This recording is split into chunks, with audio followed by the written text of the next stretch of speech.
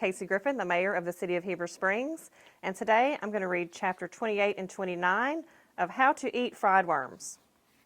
Chapter 28, Hello, We're. A confused murmur arose up and down the street. Suddenly a boy shouted from the Phelps house, "Finks!" Alan's father dragged him from the window. "Is that what you were stuffing Billy with candy and junk all day?" "Leave me alone. Yeah, we were trying to trick him." "The Finks! Finks!" he yelled at the top of his voice, lunging toward the window. "Quiet!" His father set him down in a hard chair. Joe peered furtively out of the fringe of the bedspread. As soon as he had heard the siren and Tom yells, he had crawled under the bed.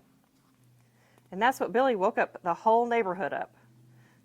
To show you he hadn't been tricked. Yes. His father let go of Alan's pajama collar. In the doorway, Alan's mother threw up her hands and went off to the bathroom to take 2 aspirin. The next day, Alan and Joe tramped from the house to house in the neighborhood, knocking on each door and then reciting in chorus. "Hello, we're Alan Phelps and Joe O'Hara. We're the reason you were waked up in the middle of the night last night, and we're sorry."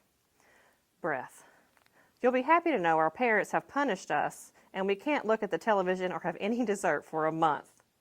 And our allowances have been taken away for 2 weeks, and we promise that it will never happen again." "At least not all in this neighborhood," murmured Joe as the last door closed behind them. "And Alan," said his father at dinner that night, "I don't want to hear that there has been any repetition of this incident at Billy's or Tom's house or anywhere else. Do you understand that?"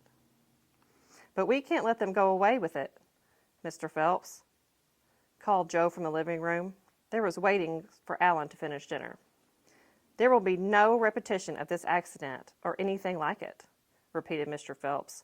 "You tried to trick Billy and lost, and that will be the end of the matter." Chapter 29. "You know what you are?" said Alan, his nose almost touching Billy's. "And you're another," sneered Billy through clenched teeth, "and a cheating, lying, dirty, snot-nosed, cheating, lying one." "If you say 2 more words," said Alan, "you know what? I'll beat your head in." Billy breathed hard.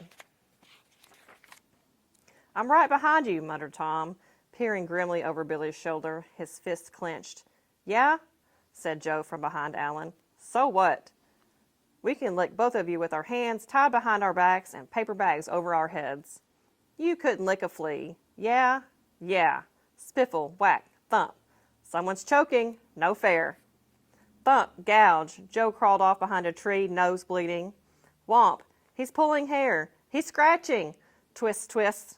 Alan crawled, weeping, behind a bush. Thump, whack, donk. Billy, it's just you and me. Where are the others? Tom and Billy untangled and set up, bruised, scratched, dusty shirts, torn, hair tousled. Tom's nose was bleeding.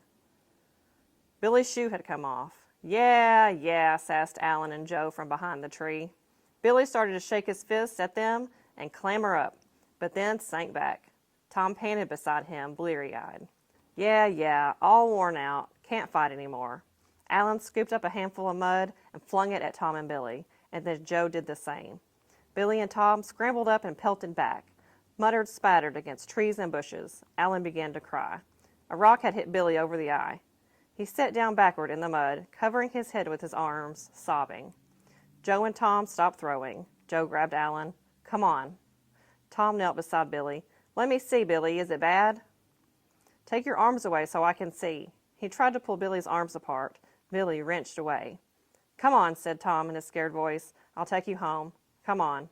Your mother can take you to the doctor."